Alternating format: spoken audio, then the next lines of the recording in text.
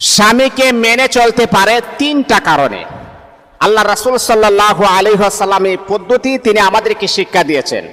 এক নাম্বার হচ্ছে রাসূল পাক সাল্লাল্লাহু আলাইহি ওয়াসাল্লাম বলেছেন, প্রথম নাম্বার যে পদ্ধতিটা হচ্ছে সেটা হচ্ছে নারীরা যখন স্বামীর সাথে যেন হাসি মুখে যেন কথা বলে, কখনো মুখটাকে বেজার করা যাবে না, কখনো মুখটাকে বাংলার পাস করা যাবে না, কালো করা যাবে না, মলিন করা যাবে না। দুই নাম্বার হচ্ছে স্বামী যখন আপনাকে কোনো কাজের আদেশ করবেন তখন আপনি না করতে পারবেন না। যদি বলে আমার জন্য এক গ্লাস পানি নিয়ে আসো, যদি আপনি বলেন আমি পারবো না, তুমি তোমার পানি নিয়ে আসো, এমনটা কখনো করা যাবে না। আপনি হাসি মুখে স্বামীর সমস্ত কাজগুলাকে আপনি আঞ্জাম দেওয়ার চেষ্টা করবেন।